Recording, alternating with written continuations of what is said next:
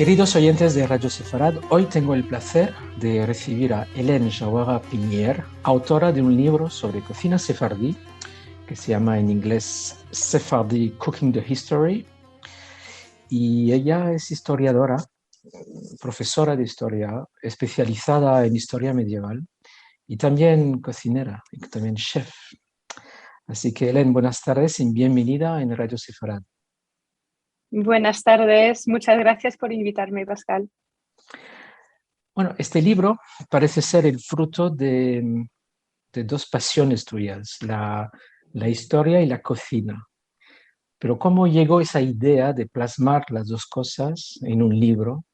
¿Cómo llegó la idea de hablar de historia judía a través de la cocina? Pues es buena pregunta. En realidad, ¿de dónde me viene esta idea de trabajar sobre la historia utilizando la cocina?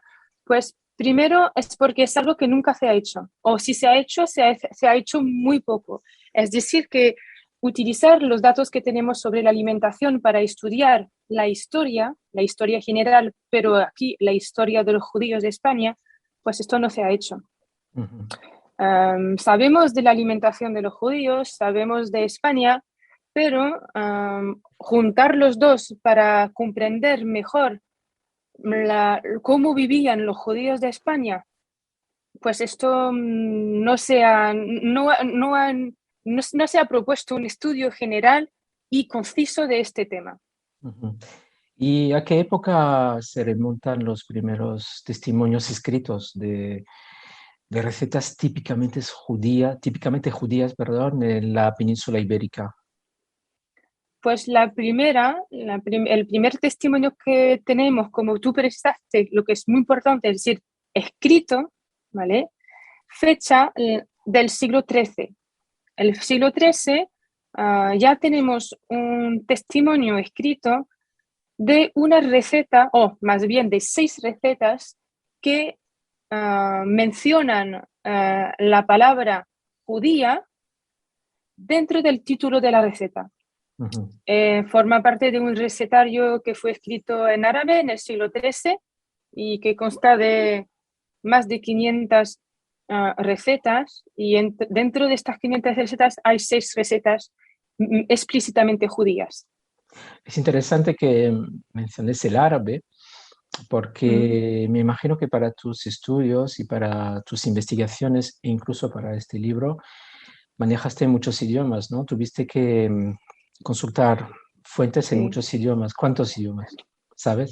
Oh, pues sí, pues en total, durante el doctorado, pero también para el libro sefardí, pues tuve que leer unas fuentes escritas pues en español, claro, en árabe, en portugués, en hebreo, en la lengua de Occitania, que es, bueno, el occitano, así que, bueno, por lo menos 5, ¿no? Creo. Sí, sí.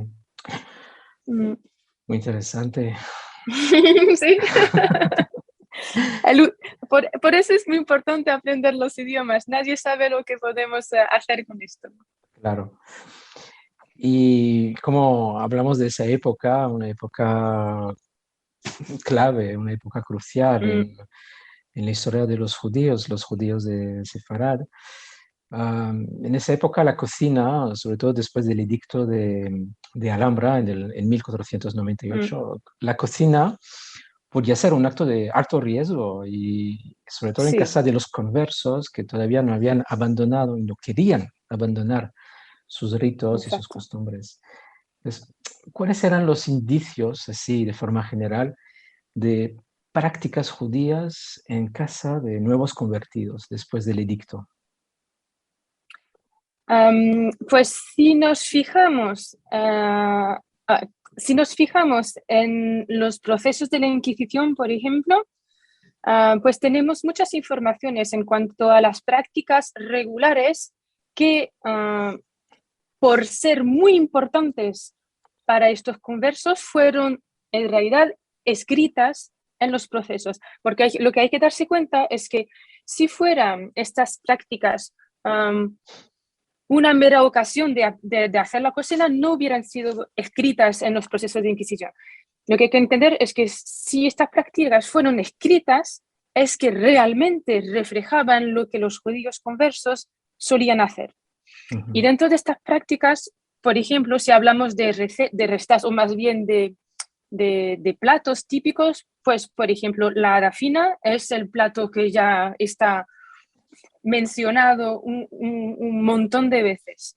Así que en realidad la adafina sería el emblema, ¿no? de estos platos de la cocina sefardí. Y después, dentro de las prácticas, pues, por ejemplo, tenemos muchas noticias, muchas informaciones sobre quitar la londresilla, quitar el nervio. Tenemos el hecho de que se juntaban los judíos entre sí para comer junto o juntas, las mujeres. También comían platos hechos de berenjenas que eran la mayor parte del tiempo frías porque eran hechos para Shabbat, entonces ya no se podía cocinar porque el respeto de Shabbat era muy, muy, muy importante, muy importante. La mayor parte de las denuncias fueron por Shabbat, en realidad. O sea, como preparar la comida para que Sí, se pueda consumir en Shabbat sí, sin tener que sí, cocinarse. exacto, exacto. Estudiaste la época, entonces, desde el siglo XIII. Creo que tu libro cubre el periodo entre ese siglo y el siglo XVII, si no me equivoco.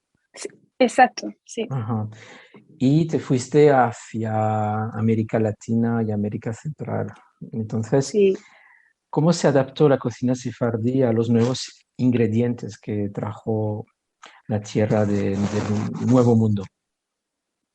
Pues se adaptó bien, como los judíos, mayor parte. Es decir, adaptación Adaptación. para sobrevivir. Creo que es uno de nuestros objetivos que ya nos pega al cuerpo. Adaptación. Si queremos avanzar, pues hay que adaptarse. Pero sin olvidar de dónde venimos. Y entonces, en este punto de vista, tenemos muchas informaciones sobre judíos que o venían de España o de Portugal y también pasaron por Italia y después se mudaron hacia el Nuevo Mundo. Y entonces, respetando siempre los ritos de la liturgia judía, pues sabemos que al encontrar mucho maíz allá, pues unos platos que solían tener trigo dentro, pues fueron cambiando por maíz, por ejemplo. Esto sí tenemos.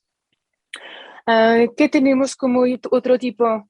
La mayor parte de las informaciones sobre esta adaptación vienen en realidad del uso del maíz, en realidad.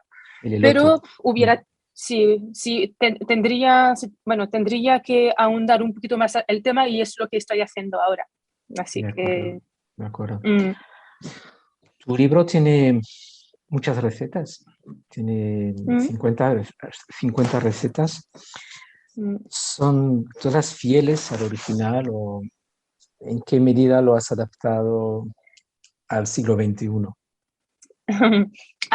Voy a decir, yo voy a decir que no es adaptación, porque por ejemplo, si los productos del Nuevo Mundo, como el tomate, el pimiento y tal, esto no lo utilizo. Así que no es adaptación, porque yo he respetado lo que en la historia de la alimentación pues se solía encontrar en el territorio a tal época. Lo que solo hay que tomar en cuenta, pienso que, y es lo principal, es que no hay que entender la cocina, o no hay que entender la cocina así como la cocina como la tenemos que entender actualmente. Es decir, que en las fuentes, que sean de literatura, que sean de un tratado de medicina, el tratado de dietética, en realidad nunca tenemos una receta en el sentido actual, es decir, con lista de ingredientes y con las cantidades. Esto nunca. ¿Por qué? Porque es así. Y entonces es verdad, porque en aquella época era así. Y lo que tenemos es, o tienes el nombre del plato únicamente, tienes el proceso diciendo que hay que poner esto, esto, esto y ya está, tales ingredientes, o tienes en realidad el nombre del plato y sabemos que el título que lleva el nombre el título del plato es un poquito desarrollado, así que por ejemplo puedes tener plato de berenjena con carne picada y no sé, y otra cosa. Así que dentro del título del plato ya tienes bastante informaciones, pero recetas detalladas con listas y tal, esto no existe. Así que esto hay que tenerlo bien claro, no existe esto. De acuerdo. Así que yo, bueno, es que para terminar de contestar a tu respuesta, a tu pregunta, entonces es mi conocimiento sobre porque como historiadora medieval y de la alimentación, es en realidad es recogiendo todas las informaciones que yo tenía en fuentes totalmente diferentes y como mi conocimiento propio, ¿vale? Como cocinera también chef, pues que entonces reconstruí estos platos. De acuerdo. Mm. Recorriendo la lista de las recetas de los platos, hay un Mm. ingrediente clave que es la berenjena. Ya lo hemos Sí. mencionado 2 veces. Incluso Mm. ilustra la portada del libro, que es una foto maravillosa. Gracias. El color Gracias. de la berenjena. Mm. Am, ¿Por qué la berenjena? Porque o sea, podríamos decir incluso que si un inquisidor veía berenjena en Mm. la casa de algún cristiano, pues inmediatamente pensaba que era judío, ¿no? Es como... Sí, es que es un poquito más complejo que esto, pero en realidad al principio yo no me esperaba encontrar una cantidad bastante importante sobre la relación que podía existir entre los judíos y la berenjena. Ya comencé solo con el primer libro de cocina del siglo XIII, donde una de las recetas que es explícitamente judía es una receta que es una receta con berenjenas, y donde la berenjena es súper importante. Y poquito a poco, cuando ya hunde un poquito más el tema, no sé, después de 2 o 3 años, pues me di cuenta de que la berenjena asociada al físico, presupuestamente físico, de los judíos, la berenjena asociada a las prácticas de la liturgia, la berenjena asociada a los procesos de intuición, la berenjena, y al final me di cuenta de que la berenjena siempre venía relacionada con las prácticas culinarias de los judíos, pero de manera muy negativa. Mm, Hasta, por ejemplo, en una fuente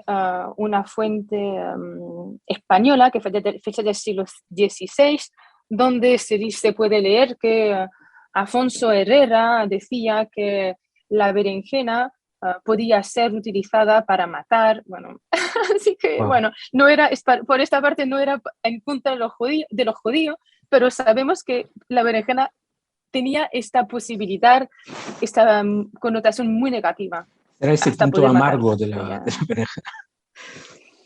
Sí, es que cuando ya no sabes cocinar bien la berenjena, resulta fatal. Bueno, para terminar, hay una receta que a ti o sea, quisiera que tú quisieras destacar por su importancia histórica o por su importancia de gusto o por simplemente porque te apetece comer ese plato de las que has dado en tu libro. Esto es muy difícil tu pregunta, porque de Mm, las casi 60 recetas que tiene el libro, pues por supuesto hay muchas que me gustan. Sí, hablo yo como historiadora y yo diría la dafina, porque es la más emblemática y la que más nos causó daño. ujú. Y la que también aparece en muchas fuentes diferentes, aunque los procesos de la Inquisición son los que ya más mencionan la dafina. Con los Si yo, garbanzos. sí, es que es muy importante. Si yo hablo por ejemplo, hay una receta que es de croquetas de garbanzo, que nos hace pensar mucho en los falafel que conocemos todos, aunque no forme parte del patrimonio culinario de España, pero más del Medio Oeste. Pues podría decir porque es muy interesante encontrar una receta de croquetas de garbanzo en un libro de cocina del siglo XIII en España. Esto llama mucho la atención y la reflexión. También me gusta mucho una de las recetas que testimonia en realidad de la adaptación de los judíos de España a la alimentación en el Nuevo Mundo, en México, y es una receta que no me acuerdo si fue para Kippur, creo que fue para Kippur, donde sabemos que hacían tortitas hechas con maíz era para Pesaj, y entonces hacían tortitas de maíz en vez de utilizar tortitas de trigo, porque sabían que por supuesto, que no se comía trigo para Pesaj. Y entonces esta también me gusta. Así que para la dimensión diaspórica, yo diría esta, pero hay tantas que... Pensaremos en ella para Pesaj también. Exacto. Porque siempre nos quedamos con ganas de comer cosas distintas en Pesaj. Entonces, sí, en ese libro encontraremos la buena receta. Gracias. Bien, entonces, para resumir, ese libro todavía está disponible en inglés, se llama Sephardi Cooking the History. En la introducción a nuestra entrevista, los oyentes podrán ver los detalles para comprarlo en cualquier plataforma, en cualquier librería. Y dentro de poco también se traducirá al español, creo que en la editorial Col & Col, y en ese momento te volveremos a llamar, te volveremos a hablar para que nos des todos los detalles de esa edición en español. Perfecto, le mandaré una copia. Con mucho gusto. Hélène Javara Piñer, muchísimas gracias y estamos a la espera de esa nueva edición y te volveremos a llamar. Muchas gracias, Pascal. Muchas gracias a José Farad por entrevistarme. Hasta luego. Hasta luego.